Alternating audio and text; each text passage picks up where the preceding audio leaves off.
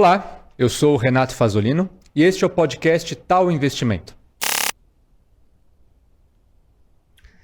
Pare durante 5 segundos. Pare tudo o que você estiver fazendo e olhe ao seu redor. Enquanto você estiver fazendo isso, aproveite para respirar fundo e cultivar um momento breve, porém fundamental de presença. Eu aposto o seu like e a sua inscrição nesse canal que você vai encontrar plástico ao seu redor. Ele está no carro que você dirige, no liquidificador que faz a sua vitamina de manhã, no box, no chuveiro onde você toma o seu banho, está até no celular onde você está assistindo esse episódio. De uma forma não tão positiva, o plástico também está no sal que tempera a sua comida e no peixe que está na sua barriga. A rima foi intencional. Se a gente pensar em relevância e a gente colocar o tecido social, a humanidade, e ao lado dela uma tabela periódica, a gente vai ver que os polímeros, que são a base do plástico, podem ser quase comparados com o ar que a gente respira ou a água que a gente bebe. Existe uma enorme crise, uma enorme questão ligada ao plástico, todos sabemos, e ela tem muito fundamento. Mas ela também tem muita histeria, tem muito barulho a respeito disso. Histeria não gera solução, ela gera paralisia. E a paralisia não existe na tabela periódica da conversa de hoje.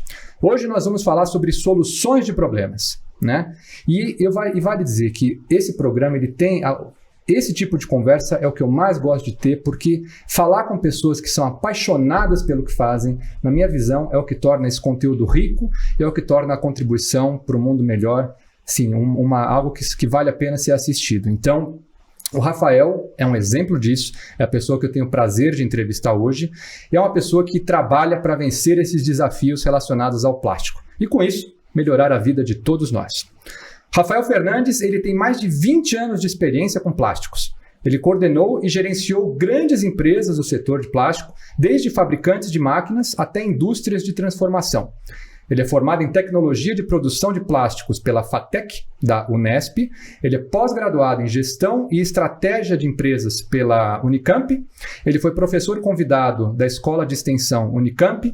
É membro ativo da Câmara Nacional dos Recicladores de Plástico e atualmente é gerente corporativo de reciclagem do grupo Corpus e diretor de operações da Real Plast. E mais importante de tudo, ele é pai da Clara. É isso aí. Rafael, muito obrigado por estar aqui. Renato, eu que agradeço a oportunidade, Como você já falou, falar de um tema que eu sou realmente apaixonado, Construir minha vida em cima desse tema dos plásticos e principalmente a reciclagem, que foi desde o início minha paixão, desde quando eu me encontrei com os plásticos, Muito legal. Cara, pra gente começar, conta um pouquinho da sua história. Como Bacana. É que você chegou? Como que eu cheguei nisso? Por que plástico e como é que você chegou onde você está hoje? Bacana. Isso lá, A gente entrega a idade um pouquinho, Mas há uns 20 anos atrás, um pouco mais, foi minha primeira oportunidade de trabalhar na indústria, Eu trabalhei numa indústria que era uma indústria química e hoje ela não está mais no Brasil.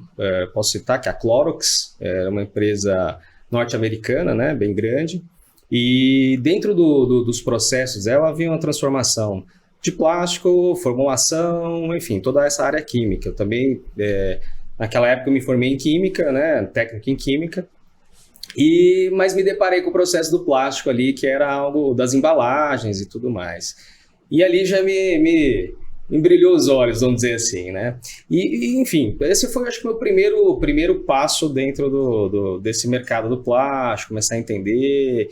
E eu acho que foi muito legal a forma como você começou, dizendo assim, a gente olhar para o lado, é impossível entender a sociedade e o modelo como a gente vive a sociedade moderna sem o plástico estar presente na nossa vida, Claro. Então, isso eu acho que é primordial, vamos dizer assim. Muito legal.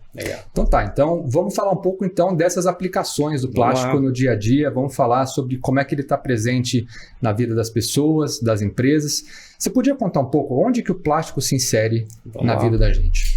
Vamos lá, acho que a gente pode contar um pouquinho quem é esse cara, de onde ele vem, um pouquinho da história dele na sociedade. Eu acho que dá pra gente... Vamos lá. Vamos discorrer. Por mais que a gente, hoje, para nós, é impossível viver sem o plástico, Se a gente olhar para o lado aqui, é impossível. Mas é um material que tem uma história de vida curta até.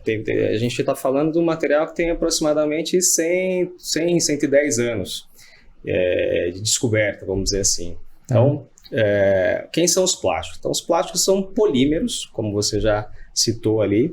Então, polímeros é uma palavra de origem grega, né? Porque a gente tem poli, que são vários, meros, que são partes. Então, são várias partes de monômeros. Então, essa molécula que ela se liga e forma uma cadeia mais longa. Então, ela forma um polímero. Tá? O que é um monômero? O monômero, a gente aí vamos chegar no monômero, então. Tá bom, tá vamos bom. lá. O monômero ele pode ser extraído do petróleo. Então, a gente começa toda a origem do plástico no petróleo. Tá. Então, tem uma extração do petróleo, podemos fazer a destilação fracionada desse petróleo. Com a destilação fracionada, eu obtenho a nafta, por exemplo. Seria uma das frações do petróleo, né? Tá. Com a nafta, eu consigo fazer o processo de craqueamento dessa nafta e aí eu começo a obter monômeros. Por exemplo, o eteno ou etileno, como propeno, por exemplo, que é a base para a formação dos polímeros. Tá. Então, tudo a gente está falando de 99% dos plásticos hoje com base em petróleo. A gente tem outras origens hoje, mas basicamente esse é o caminho até chegar no que a gente chama de polímero. Todo plástico é um polímero, mas nem todo polímero é um plástico. Então, uma cadeia polimérica, você pode ter uma tinta, um verniz, outros produtos que são polímeros, mas não são plásticos. Legal. Por que plásticos? Também, de novo, trazendo aí para o grego, né? Plásticos, com K, que significa maleável, moldável. Então, esse é o grande ponto aí dos plásticos, a capacidade que ele tem de você moldá-lo de acordo com vossa vontade, né? Legal. Então, esse seria a história até chegar nesse ponto, né? E por que eu falo aí 100 anos, mais ou menos? Você me interrompe aí se eu falar. Não, pode. Essa é a pergunta que eu ia te fazer. O que tinha antes dos 100 anos? O que tinha antes dos 100 anos, né? Então, assim, quando a gente fala ali em 1800, final de 1800, 1880, 1890, então, assim, a gente tinha estruturas com borrachas, né? Então, quando você precisava de flexibilidade ou substituição de materiais ferrosos, por exemplo, de cobre, por exemplo, então você tinha a borracha ali como um material substitutivo. Pouco depois disso entrou o desenvolvimento de celulose, que inclusive revolucionou o que a gente está vivendo aqui, por exemplo, foi o cinema, né, tal. Então, se a gente olhar um pouquinho, a celulose ela seria o primeiro ponto ali para o caminho dos plásticos. Mas a gente considera dentro da história que os plásticos se formaram por volta de 1909, 1912, com o Leo Baekeland, que ele conseguiu desenvolver o baquelite. Tá? Então, e aí seria o primeiro, vamos dizer assim, polímero sintético visto aí dentro da sociedade que ele conseguiu interagir e fazer o baquelite. Então, o baquelite mudou bastante a história, somente que a gente estava ali em vésperas da Primeira Guerra Mundial. Então, ele serviu bastante como proteção térmica, ele não era condutor. Então, assim, era um produto revolucionário, né? Então, nesse período ali da Primeira Guerra, ele acabou sendo usado até como revestimentos de aeronaves, de tanques, enfim.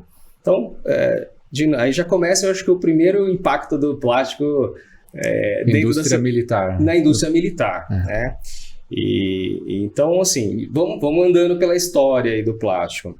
Pós-guerra, vamos falar ali por volta de 1930, por exemplo, a indústria já tinha percebido, esse plástico aí é interessante, vamos focar nisso, né? E aí é onde que entra os novos desenvolvimentos. Então a guerra ali ajudou bastante nisso, né? Ela acabou movimentando, empurrando isso. Então a gente tem ali por volta de 1932, 34, a descoberta do polietileno, né? Que é um plástico hoje que a gente usa ele muito, né? Então, desde uma sacola plástica, Garrafa PET. A garrafa PET, ela vem depois, né? Porque ele é um poliéster, é uma outra, mas sim, ele é um polietileno teraftalato, então essa descoberta assim, do polietileno ajudou bastante e tal. E aí você teve uma série de descobertas, a gente ali até um pouco antes da Segunda Guerra, já teve a descoberta do nylon, né? Que era chamado de rayon, né? Então, aí você conseguia substituir, por exemplo, a seda, né? Então, se a gente olhar um pouquinho para a história, nessa época, somente nos Estados Unidos, já sofria um pouco impacto, porque você tinha a Ásia ali dominando a rota da seda, então você tinha todo esse cenário, né? Então, o Ocidente precisava ter um substituto para isso, né? Legal. Então, o plástico ele entrou muito forte, os desenvolvimentos nisso. E aí, de novo, a gente tem década de 40 aí com a Segunda Guerra Mundial. E aí sim, eu acho que foi um grande boom do plástico ali dentro da indústria bélica. Então, você tinha o nylon sendo usado como paraquedas, por exemplo, o polietileno com materiais mais leves para substituição de algumas peças de veículos militares, enfim. Então, aí foi um grande boom. E aí a gente chega, eu tô vindo no caminho. Não, aí. A linha do tempo tá... Na linha do tempo aí, dos 100 anos do plástico. Tá. E aí a gente chega na década de 50, pós-guerra, né? E aí a gente tem os tais baby boomers, né? Mais ou menos nesse período aí. Então, foi um momento que o plástico ele veio como entretenimento. Então, a gente tem o lance desde a criação do bambolê, por exemplo, que foi na década de 50, né? Que foi um boom mesmo, né? E, então, ou seja, precisava entreter os baby boomers, né? Então, pós-guerra aí você teve um estouro da natalidade, né? O pessoal passou por essa fase da guerra, isso é meio que natural, né? Então a sociedade, agora beleza, tá suave para podemos ter um filho, né? Vamos reproduzir. Vamos reproduzir. Então você teve essa... É até interessante, né? Porque um brinquedo que até hoje é muito utilizado, né? Eu falo até pela minha filha, né? Que é o Lego, né? Foi criado mais ou menos nessa época, nos anos 50 ali, né? E aí você já tinha um advento de outros materiais, como o polipropileno, que basicamente é o que é usado hoje ali para brinquedos e tudo mais. Então, assim, as duas guerras foram, por um lado, importantes para não que seja, eu também não acredito que a sociedade precisa evoluir só com guerra, mas realmente esses foram dois fatores bem... impactantes para a evolução da sociedade. E aí, enfim, anos 60 foi marcado especialmente pela... É interessante, né? Mas pela criação de produtos plásticos para uso domésticos. Então, por exemplo, a Tupperware. A Tupperware é marcante, porque assim, ela tem um impacto na sociedade muito grande, né? Conservação de alimentos... tem toda uma questão de estética, né, da sociedade, cores, enfim. Então, isso, de novo, por isso que eu falo, o plástico ele tem uma importância muito grande para a modernidade, né? A nossa sociedade está constituída como graças ao plástico, né? Não estou puxando a sardinha para o lado do plástico, mas é a verdade. Mas realmente é a verdade, né? Então, aí você vê, anos 70, como vem toda aquela revolução, moda, questão, contracultura, enfim, e aí você tem o uso do plástico, por exemplo, nas roupas, né? Então, como você citou um pouquinho antes do PET, mas aí você tem o poliéster, que vem para te dar proteção térmica, flexibilidade, enfim. Então, a gente tem aí vários momentos do plástico aí na sociedade. E aí, quando a gente entra nas décadas de 80 e 90, aí você tem um boom muito forte no uso na medicina, por exemplo. Né? Então, se não me falha a memória, finalzinho de 90, a gente teve ali o primeiro coração mecânico, onde... a maioria das partes desse coração mecânico eram feitas de plástico. Não seria possível fazer isso com outro com outro tipo de material. O plástico tem alguma coisa a ver com silicone? Então, o silicone ele é um polímero, aí ele volta para aquela questão, mas assim, ele tem uma característica um pouquinho diferente do que a gente chama de plástico, né? O plástico você pode pensar como uma pirâmide, onde você tem os materiais commodities ali, sustentando essa pirâmide. Então a gente chama de poliolefínicos, que são o polietileno, o polipropileno. Subindo um pouquinho na cadeia, a gente tem o PET, que é o poliéster, o poliestireno, por exemplo, de um copinho. Então, por isso que é sempre alterando esses monômeros, esses aditivos, você consegue compor outros materiais. E você vai subindo nessa cadeia, que são os plásticos de engenharia, que aí são plásticos um pouco mais... Um pouco não, né? Mas vai para a indústria, né? Mais para a indústria, né? Então, você tem uma evolução na indústria automobilística muito forte, em virtude dos plásticos de engenharia, que são resistentes a altas temperaturas. E são mais leves também, né? E aí esse é o principal ponto, né? Você tira peso, e aí eu acho que é importante, porque você tem economia de combustível. Aqueles opalão, década imagina, 72. Não dá mais. Você me lembrou até... Uma refinaria ambulante, né? Você me lembrou um negócio interessante. A gente fez, eu lembro na época da faculdade, né? Eu até estava te comentando um pouquinho antes, nós somos a primeira turma a ter ensino superior de plástico no Brasil, né? A gente tem um grupo que a gente ainda movimenta. E na época, nós fizemos um trabalho que era mostrar a evolução do plástico nos veículos, né? E aí a gente levou um opalão na faculdade, mostrando ali as partes plásticas em relação... Na época tinham lançado o Uno, era uma versão do Uno mais nova, que você abria o capô, tinha várias partes plásticas, né? Então, mas isso é importante, né? Eu acho que tem uma importância muito grande no fato de redução do consumo de combustível, né? Emissão de gases, CO2, enfim. O plástico tem essa... E a gente estava falando também sobre aterros, né? Sim. Eles também podem servir como camada de proteção, né? Para que o lixo não vá pro lençol freático, né? Exato. A gente tem a gente tem mantas, né? Todo aterro, ele obrigatoriamente tem que ter um revestimento impermeável, né? Para que não percole pelo solo e contamine o solo, né? Então você imagina que o material está ali fermentando, ele gera o chorume, né? Então você precisa revestir. E aí você usa mantas de polietileno. Então são mantas de polietileno que faz o revestimento. Né? E uma coisa que eu já ouvi falar sobre o plástico é que ele... Uma das vantagens do plástico é que ele demanda pouca energia para ser produzido. Sim. Né? Você podia falar um pouco mais?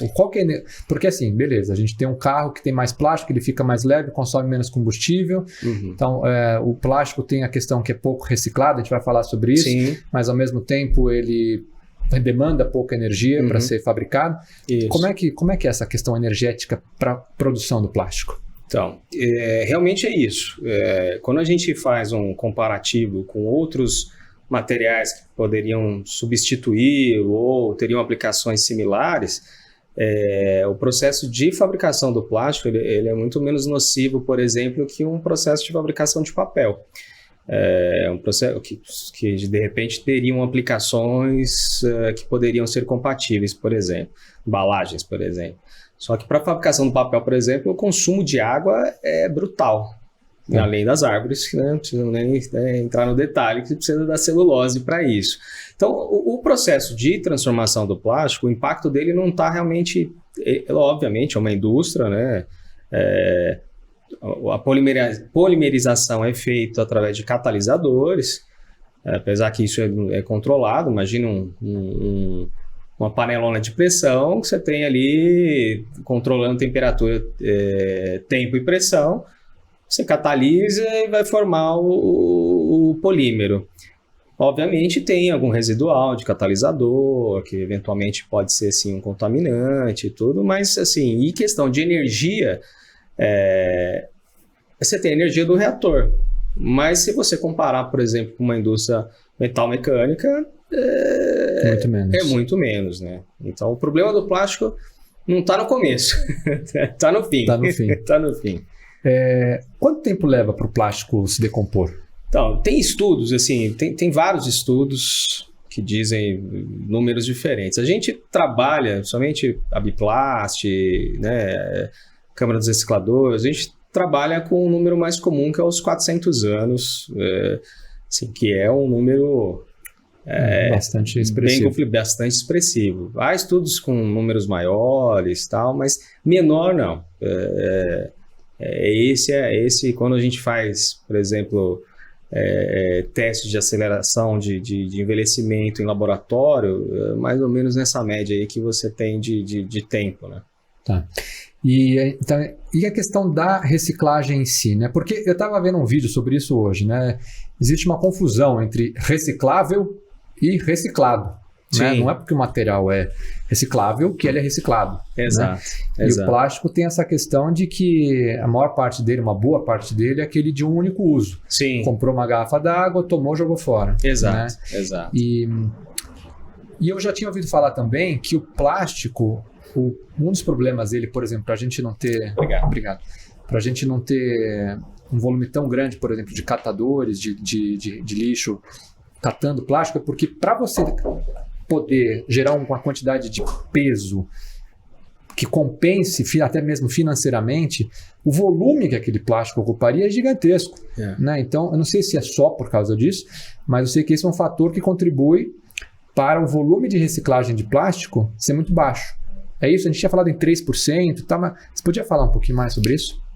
É isso. Se a gente for falar de números, por exemplo, até para chegar nesse seu número aí dos 4%, é até fácil a gente ver isso, por exemplo. Se a gente olhar só para o Brasil, estou nem olhando para o mundo, né? Obrigado. Porque aí fora a gente pega a Europa, já criou outros caminhos para reciclagem. A gente pode até falar um pouquinho aí depois. Mas aqui no Brasil, que é um país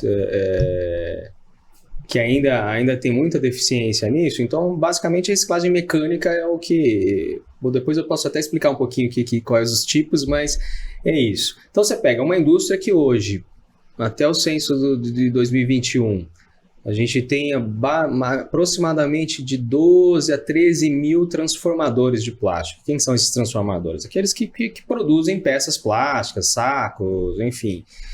E aproximadamente 1.100, 1.200, é mais ou menos essa relação de recicladores. Então já começa por aí, né? Então a gente tem uma super indústria, que a gente está falando de uma indústria que movimenta aí anualmente 130 bilhões, né? É um número bem expressivo, né? Comparado com outros setores.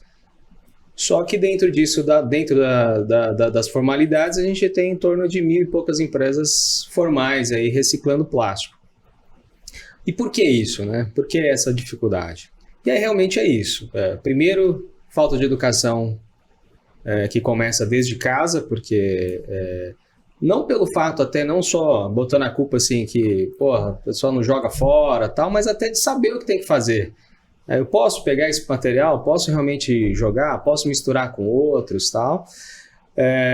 Aí entra esse ponto da logística, realmente a logística é o que tem matado muito o mercado da reciclagem, porque, como você falou, são materiais que não dão peso volumétrico, né, quando você compacta isso para levar isso até uma dessas 1.000 e poucas empresas de reciclagem. Então o frete aí já complica bastante. E aí o grau de dificuldade, especialmente materiais mais sujos, né, que são os que a gente chama de pós-consumo. Então esses materiais que são os pós-consumo, né, que por exemplo, se esse copo fosse plástico, eu descartasse ele aqui hoje, ele é um material pós-consumo. Aí você tem o pós-industrial, que é aquele que é gerado dentro da indústria. Então eu tenho resíduo plástico já. Então tudo isso impacta diretamente nesse percentual que gira hoje em torno de 3, 4% mesmo de tudo que é descartado. É possível ser reciclado. E pensando em países que têm uma alta taxa de reciclagem de plástico, qual é o percentual, mais ou menos? Então, aí você tem assim, o índice de reciclagem é interessante, porque ele compõe exatamente o grau de riqueza do país, né? Então, são duas coisas que acontecem. Então, porque os países mais ricos, eles têm uma geração maior de embalagens, por exemplo, que eu acho que esse a nossa grande dificuldade da reciclagem são as embalagens, mas em contrapartida eles têm índices bem maiores de reciclagem, né? Tem países chegando a 70%, 80%. Se a gente pegar uma Noruega, por exemplo, que aí é ao concurso, né? Os índices são extremamente altos, né? Mas, só que aí tem outras soluções, né, Renato? Basicamente no Brasil, a gente trabalha com a reciclagem mecânica. O que é mecânica? Eu vou pegar o plástico, vou lavar, eu separei, ele vai para uma indústria como a Real Plast, vai lá, ele vai ser lavado, triturado, ele vai ser transformado em pellets, ou seja, vai derreter esse plástico, transformar em pellets, que é a matéria-prima ali, e aí ele é transformado em um outro produto. Tá. Então, basicamente, isso é um processo de reciclagem mecânica. E aí a gente tem reciclagem energética e reciclagem química. Então, por exemplo, países como o Japão, por exemplo, que não tem espaço para guardar lixo, né? Então ele tem que resolver o problema dele o mais rápido possível. Então ele tem sim uma fração mecânica, mas boa parte disso ele transforma em energia. Queima mesmo. Ele queima e aí isso ele vai aproveitar essa energia calorífica aí ou vapor, enfim. Aí ele vai transformar isso em energia. E aí você tem os processos de reciclagem química, que aí que é o que no Brasil está começando agora a se desenvolver, que aí é voltar esse polímero, deixar ele no mero, né? Transformar ele de novo e quebrar essas partes de forma quimicamente para que ele volte a ser matéria-prima de novo para novos polímeros. E aí é um pouco mais complexo, né? Porque depende do investimento mais pesado, né? Muito bem, então a gente, naquela linha do tempo lá, acho que a gente parou na década acho que foi de 80 ou 90, Paramos na década de 80, é verdade. Tá, mas então vamos lá. Vamos falar então agora um pouco sobre os problemas, então. Né? Legal. Porque dá até pra gente puxar a década de 80 com os problemas. Então, imaginei, porque já começou a feder ali. Exato. Agora, quando estiver chegando pro futuro, vamos falar de solução. Então, isso aí. A linha do tempo é a linha mestra da conversa, então. Vamos falar de problemas, então. Todo mundo sabe que é um problema enorme a reciclagem. Tem aquela famosa ilha de plástico boiando lá no meio do Pacífico, que é entre, acho que o Japão e o Havaí, né? Isso, exato. E tem a questão do tal do microplástico, né? Sim. O plástico tá lá boiando, bate radiação, o negócio se dissolve. Perfeito. Vai para o fundo do mar, peixe come, tartaruga, baleia, depois a gente come. Tá todo mundo com plástico. Tem cosmético, estava vendo que coisa de esfoliante facial, tem plástico, sal que temperas tem plástico. Vamos falar do problema. Vamos falar do problema. Qual que é o tamanho do problema? O problema é muito grande. O problema é grande, porque assim, realmente aí, até a gente brincou da década de 80, e realmente aí foi tivemos 80, 90 como um boom aí do uso do plástico para N aplicações, e aí eu vou falar um pouquinho do microplástico, talvez a gente não entre ainda num detalhe, mas a gente vinha e continua ainda num modelo de economia que é a famosa economia linear. Então, ou seja, eu tirei, extraí, consumi e descartei, né? Sim. Então, assim, enquanto a gente não virar essa chave para uma economia circular, onde é que eu consigo consumir, será que eu devo descartar? Né? Será que eu devo consumir? Já começa por aí, né? Será que eu devo consumir? Enfim, enquanto a gente não virar essa chave, o problema está só crescendo e de forma exponencial. Se a gente for olhar, por exemplo, hoje a indústria de plástico, ela estima que nos próximos 5, 10 anos, até mesmo tendo a nossa agenda 2030, que ela cresça 40%. Então, você imagina que se o problema hoje ele está de um tamanho, ele vai estar 40% maior, né? E aí a gente entra na questão dos microplásticos. Então, o plástico, ele, como você disse, ele realmente, se ele está exposto ao meio ambiente, ele recebe umidade, calor, ele tende a se particular. Então, ele vai quebrar em partículas. E até mesmo assim, se essa caneca de novo fosse de plástico, eu esfreguei ela aqui, ele já gera microplásticos. Então, a gente tem... O que é microplástico? A partir de menor que 5 milímetros a partícula já é considerado microplástico. Então, seja ele um microplástico visível seja ele aqui, por exemplo, nesse momento, pode ser que a gente está respirando microplásticos. Pode ser não. Quando ele fica muito pequeno, porque ele vai ficar particulado. O peso muito, ele voa. Ele vai voar. Então, só que ainda não tem estudos suficientes para dizer que realmente esses microplásticos, por exemplo, que estão no ar, possam afetar a nossa saúde. Apesar de que cada vez mais tem sido encontrado materiais no ar, né? Agora, esses que são um pouco maiores, aí que são os grandes problemas, porque é o que tem chegado, por exemplo, nos oceanos, e aí, como a gente falou, tem peixe comendo, tem tartaruga, enfim, esse é o problema. Então, eu acho que assim, o grande problema é que esse material não deva chegar até esses pontos, né? Eu sempre brinco, né? Sacolinha plástica não tem perninha, né? Ela não sai correndo e pula no mar, né? Então, ela chegou lá porque não foi descartado corretamente, não foi dado o destino correto para esses materiais, mas isso tem sido um problema muito grave, tá? Por mais que eu não sou ambientalista, você já percebeu que eu defendo plástico e tudo mais, mas também não posso tampar meus olhos e não entender como um grande problema. Nossa, isso vai só crescer se algo maior não for feito. E a gente fala muito da poluição no mar, né, no oceano, mas pensando em terra e ar, né, como é que é? Tem estatísticas, tem dados sobre isso? Então, agora sim que se ampliou os estudos, por exemplo, do ar. Mas aí o que acontece, né? A gente está respirando N coisas, né? Então, tem areia micronizada, você falando em nanopartículas, né? Então, você tem nanopartículas de plástico, de areia, papel, você tem uma série de micropartículas que estão no ar, a gente está respirando, você sai na rua, você está respirando.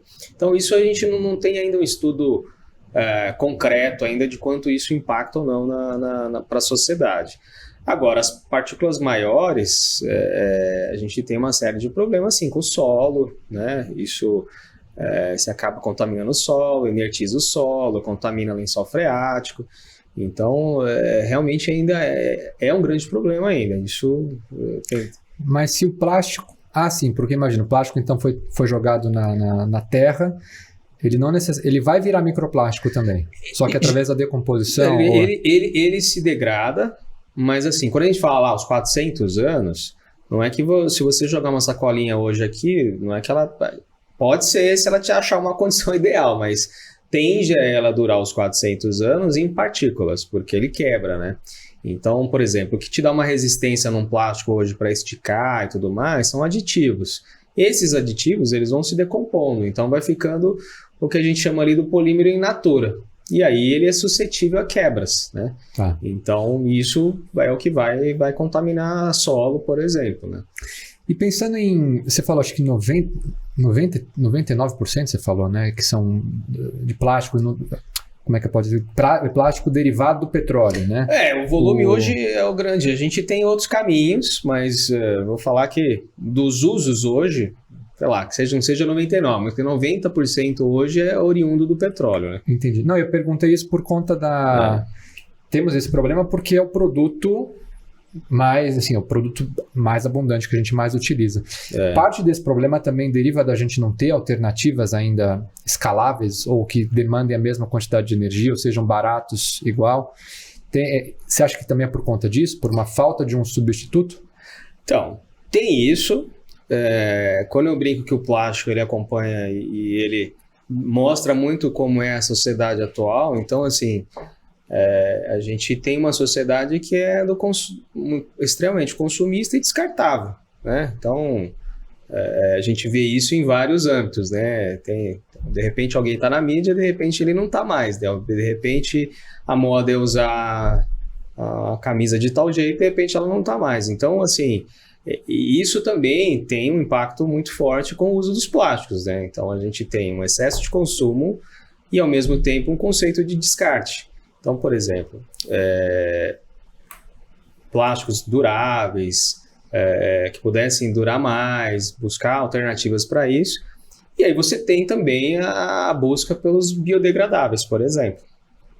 Que aí a gente entra numa outra faixa aí, são biodegradáveis e os compostáveis, que isso é importante a gente... Que são aqueles que vêm do coco, do... Por exemplo, que eles são base de fécula, de amido, por exemplo, né? São plásticos que eles vão se compostar, micro-organismos vão comê-los se eles estiverem numa condição ideal para isso. Tá? Eu sempre reforço também que ele tem que estar numa condição ideal para isso, porque senão também ele estiver guardadinho aqui, não vai acontecer nada. Ele vai... também que tem um outro problema, né? Porque poderia ser um substituto, mas é uma matéria-prima, por exemplo, que a gente come, né? Então, não dá para escalar todo o plástico que a humanidade precisa vindo desse, e para muitas aplicações não vai ser possível, né? Eu não posso, por exemplo... Hoje a gente tem alguns materiais que são hidrossolúveis, são polímeros hidrossolúveis, que eu posso, por exemplo, uma embalagem que eu posso misturar ela na água e ela vai se dissolver. E não vai ter nenhum problema com essa água, sem problema nenhum. Tem esses que são base de amido, por exemplo, mas é como você falou. Aí, de repente, eu migro a matriz, né? Saio do petróleo e vou para outros materiais que o impacto... Resolve um problema, ganha resolve outro um problema e problema. ganha um outro, né? Então, esse é um desafio muito grande. Então, a virada de chave da economia, pensar um pouco diferente, a questão de consumo, pensar diferente, a questão dos descartes e tudo, isso eu acho que faz muito mais efeito até do que outros caminhos, né?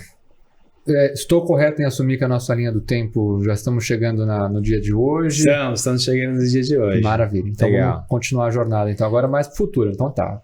Soluções. Então falamos de problemas, vamos falar de soluções agora. Legal. Vamos falar então de tecnologias de reciclagem, novos produtos que podem ser criados a partir disso. Uma coisa que eu queria muito ouvir você falar, a impressão 3D, Legal. Que é um negócio gigantesco que eu conheço muito pouco.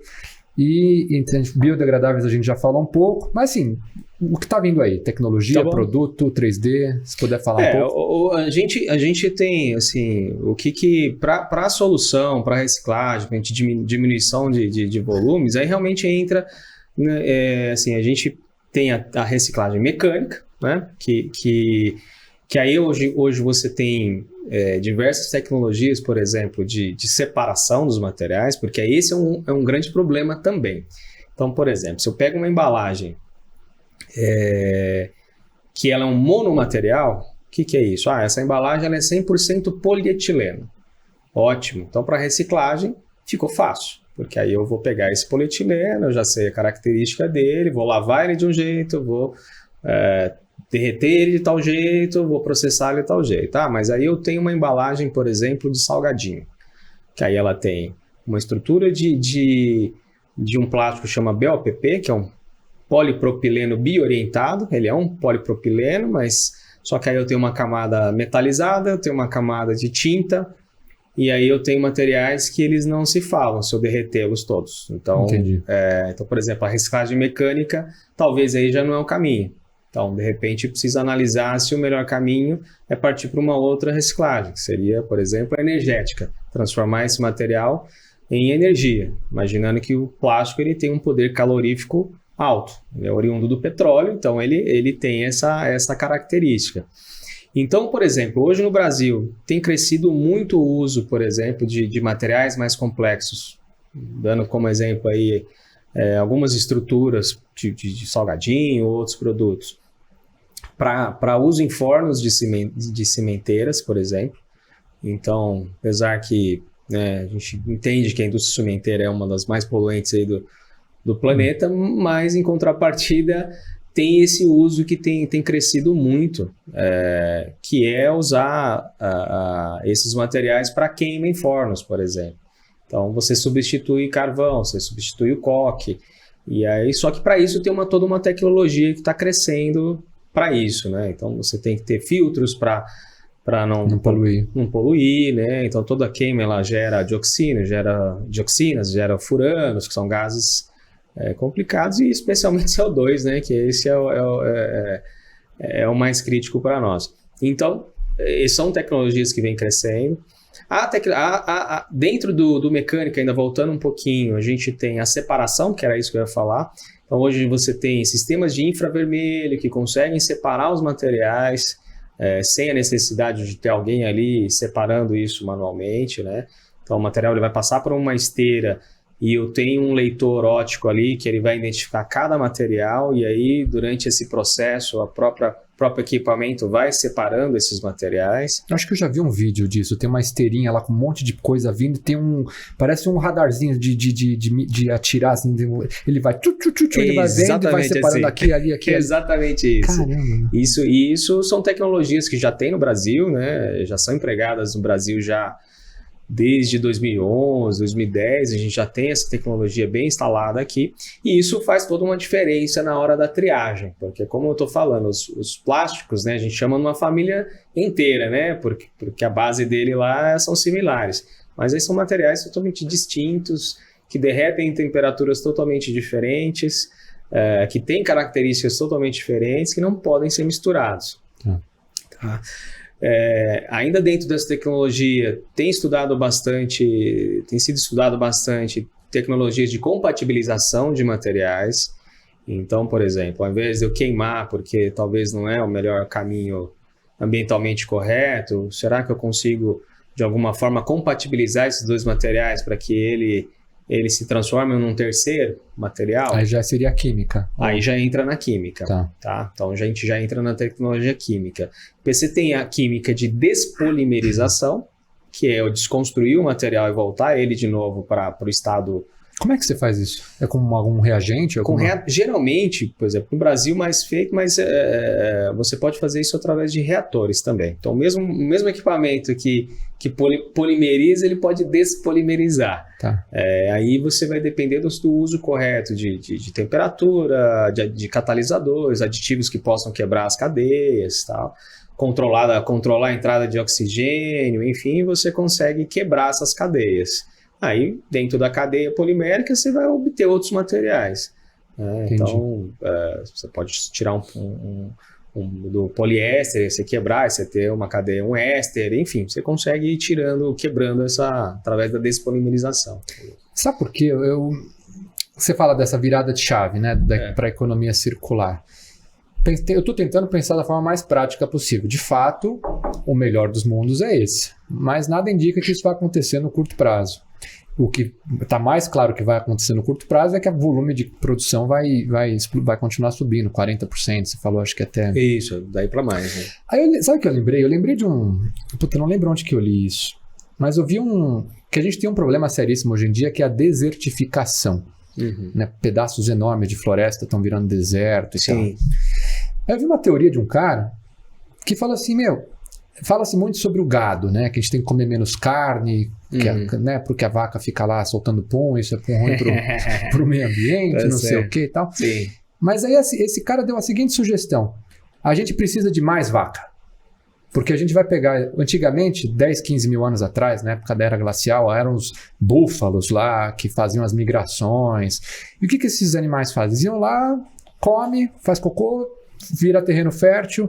E ele fala, vamos usar as vacas como se fosse o equivalente desses búfalos de 15 mil anos atrás, colocar essas vacas nesses terrenos que estão se desertificando, para elas chegarem lá, elas vão conseguir, elas vão dar um jeito de comer e fertilizar, e meio que naturalmente o negócio se ajuda, porque falou assim, é a nossa melhor alternativa, porque esperar que um milagre venha do céu não vai acontecer. Exato. Então, eu não sei se essa analogia, eu estou viajando na maionese, mas eu pensei, já que a expectativa é que o volume de plástico continue subindo tremendamente e essa virada de chave não está no radar para o curto prazo, será que então não dá para pegar essa solução de queimar, já que é um negócio que gera energia, a gente tem uma crise energética, não dá para dar um jeito de... Então tá, vamos fazer energia com plástico então, vamos fazer alguma coisa com ele que resolva um outro problema. Isso é uma analogia factível ou não? Então, na verdade, assim, eu entendo que as soluções elas precisam andar paralelas, tá? Porque, por exemplo, você tem materiais que, economicamente falando, não compensa você queimá-los, porque você consegue reciclá-los, inserir ele de novo na cadeia. E quando a gente fala da economia circular, a queima, por exemplo, a geração de energia é sempre até um pouco mal vista, né? Porque de certa forma você está gerando mais CO2 no negócio, né? Então, tudo que a gente não quer é isso, né? Que você não tenha tanto CO2 E não tem no jeito planeta. de queimar sem sair CO2. Então, fazer uns filtros muito você tem ultramaster. Exato, é isso que tem sido desenvolvido, são filtros para isso, que nem o exemplo do Japão ou até mesmo a Europa. Essa questão da queima para energia, ela é muito já são tecnologias conhecidas, já é feito em larga escala, né? Mas quando a gente olha, por exemplo, para o Brasil ainda, que é um país que ainda tem uma série de situações para avançar, a reciclagem mecânica ainda é o melhor caminho para você inserir de novo o material na economia, né? Então, o que você precisa fazer hoje é virar a chave assim, usar as tecnologias de reciclagem mecânica a favor, de forma que você tenha um produto final similar ou até mesmo melhor do que o produto virgem, vamos chamar assim, né? Seja aditivando no processo, seja incrementando tecnologias para que o material não se degrade no processo de reciclagem, que isso também pode acontecer. Eu entendo muito que é isso. A gente tem que usar, não descartando nenhuma das três possibilidades. Elas precisam andar em paralelo para que a gente consiga, até porque o problema está muito grande. Tá. Então, a gente precisa unir os dois. Até no design do produto, né? A gente fala muito isso de repensar o design do produto, né? Então, por quê? Será que eu preciso realmente fazer um produto com 3 camadas? Eu entendo que você precisa aumentar a shelf life, ele precisa ficar mais tempo na gôndola, né? Mas a gente precisa pensar que esse material depois ele precisa ser reciclado. Né? Então, isso também é juntar essas vertentes aí. Né? Tá. Vamos falar um pouquinho da impressão 3D? Vamos lá. Isso... Qual é o papel do plástico aí? Onde é que ele entra? Como é que uma tecnologia desse tipo pode fazer com que a gente consuma menos plástico? Cara, a tecnologia 3D, Renato, é um negócio muito bacana. Foi um passo assim não só para consumo, para reduzir o consumo do plástico, como para reduzir consumo de outros materiais. Então, por exemplo, obviamente o plástico está totalmente integrado aí, porque a matéria-prima usada para impressão são plásticos, né? Então você tem PLA, por exemplo, que é um material muito difundido para o uso na impressão 3D. Você tem o PETG, por exemplo, que aí você consegue fazer peças mais precisas, né? Ele é mais estável termicamente. E qual que eu acho que é a grande sacada aí para a questão da redução do consumo? Então, por exemplo, eu vou desenvolver uma peça, vou fazer um protótipo. Como era feito isso antes da impressora 3D? Eu teria que ir lá, por exemplo, eu vou fazer essa tampa da sua caneta aqui eu vou ter que ir lá construir um molde, colocar esse molde numa injetora e cuspir ali no mínimo 20 peças. Né? E eu nem sei se essas 20 peças eram exatamente o que eu queria fazer. Né? Então, a tecnologia 3D, ele entra resolvendo isso, porque eu posso fazer essa mesma tampa, uma única peça, sem geração de descarte, né? Então, assim, para prototipagem, por exemplo, ela encaixou perfeitamente para desenvolvimento, né? E é um negócio assim que eu acho que tende a crescer muito mais assim que forem desenvolvidos novos materiais, a ponto de você, de uma Nike da vida, você entrar no site lá, fazer um download do seu tênis e você imprimir ele na tua casa. Isso muito louco, né? Isso já tem vários testes desse tipo, né? Então, isso também vai ajudar muito no consumo, né? Lógico que aí a economia vai precisar se repensar como colocar isso, né? Como isso vai impactar as famílias e tudo mais, mas é algo totalmente passível hoje de ser feito. Você tem uma impressora na tua casa e você imprime teu produto lá, né? Bom, a gente está falando então de consumo, né? Você mencionou o exemplo da prototipagem, que acho que é mais uma aplicação industrial. Quais outras aplicações? Medicina, quais por outras exemplo, áreas? Hoje a gente tem próteses, por exemplo. Então, você com a medicina, por exemplo, até o plástico ele já vem na medicina com os polietilenos de ultra alto peso molecular, ele já vem até um pouco antes, né? Então, nos anos 2000 foi muito comum a entrada desse tipo de plástico na medicina, como, por exemplo, substituição de uma rótula, de um osso desgastado, né? E o 3D ele entra já na parte mais externa, né? Então, a amputação de um membro, você pode já hoje fazer o uso da impressora 3D para fazer um membro o mais próximo da sua necessidade, né? Então, você consegue fazer isso, derruba o custo de próteses, por exemplo, absurdamente, né? Claro. Então, a medicina tem usado muito esses sistemas, né? E a matéria-prima para impressão 3D são os polímeros, são os polímeros. Essa mesma família. São os polímeros. E tem alguma ideia de como é que isso pode beneficiar o aumento de reciclagem ou queda de consumo, né? Você mencionou, claro, no caso das próteses, mas você imagina como é que isso pode beneficiar o volume de reciclagem? Eu entendo assim, olhando um pouco mais amplo, né? Assim, quando você consegue ser mais certeiro, né? Já muda um pouco mais o seu excesso de consumo, né? Então, o desenvolvimento ele acaba gerando consumo também, né? Para reciclagem, de novo, aí é realmente assim, o que você consegue fazer é a redução do consumo, né?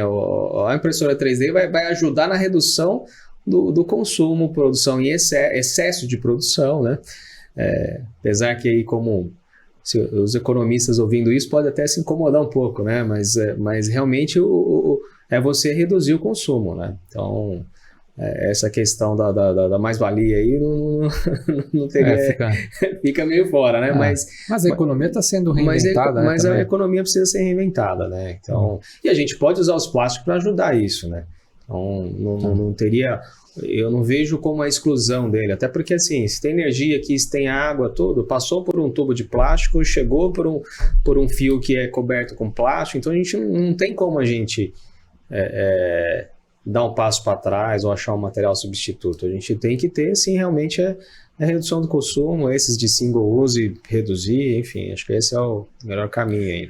Então, falando em reinvenção da economia e mudanças de paradigma, e economia circular, talvez a gente possa entrar agora no plano um pouco mais utópico, até mesmo idealista da conversa, para ver esse mundo melhor que a gente quer e precisa, porque senão vai dar ruim, né? Então, qual que você acha que, né, pensando no uso consciente do plástico, assim, agora papo aberto, assim, qual que é esse mundo que você envisiona para onde o uso do plástico é mais consciente, as tecnologias melhor empregadas? Assim, quais são os benefícios para o mundo? Legal. Fala um pouquinho, o que você pensa? Então, o que eu penso é assim, eu acho que a gente precisa, que nem eu brinquei lá, né? Você citou a Clara, né? Que é minha filha e tal. Eu acho que aí é que está nas crianças que estão a nossa esperança, vamos dizer assim. Então a gente precisa já começar, né? Já está atrasado já, né? Mas precisa trazer essa ideia para dentro das escolas, a gente precisa ter o apoio governamental para a educação ambiental e entender que não tem fora, né? Não tem como a gente... não tem jogar fora. Não tem como jogar fora, né? Parece clichê isso que eu tô falando, mas não tem jogar fora, né?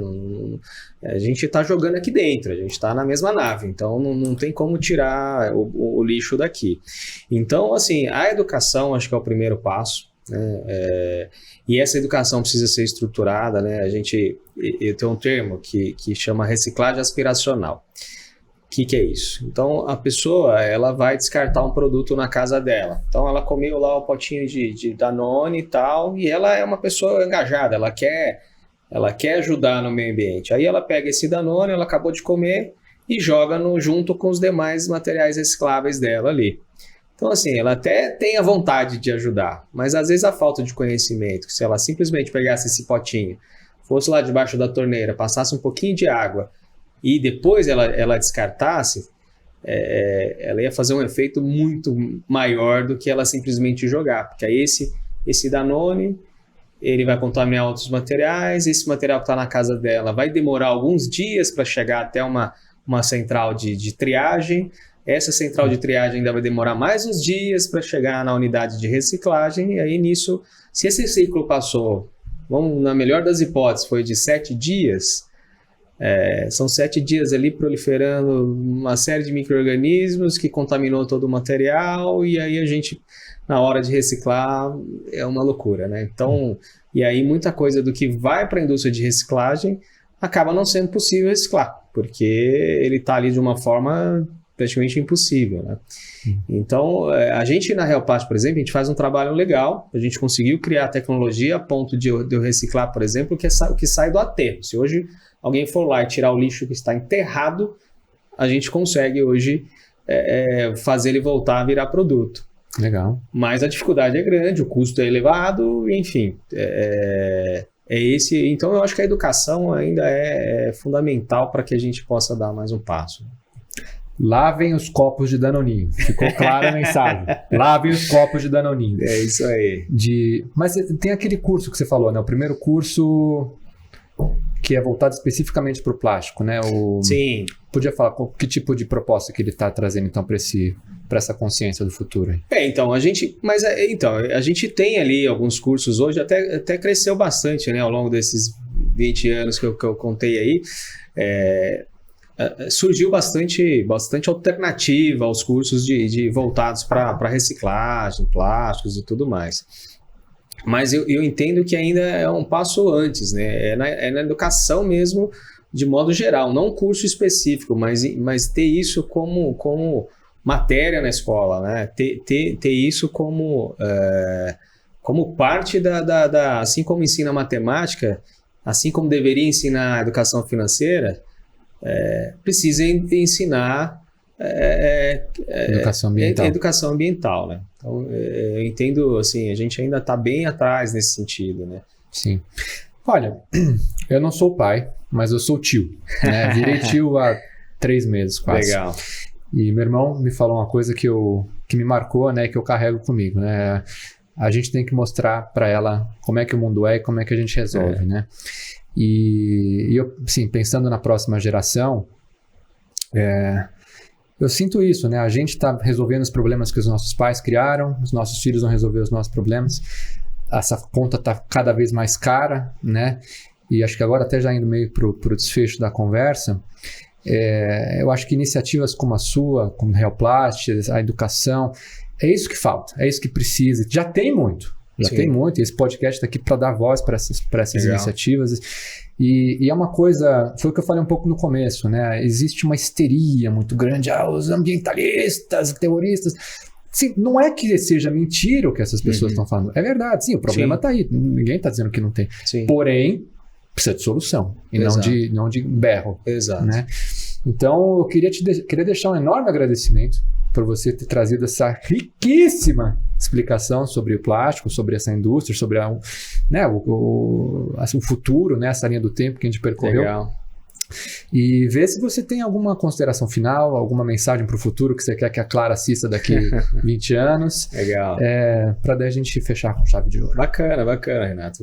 Eu tenho que agradecer a oportunidade, porque é isso que a gente precisa, de ter mais gente que dê espaço, dê voz para a gente falar o que precisa ser feito, né?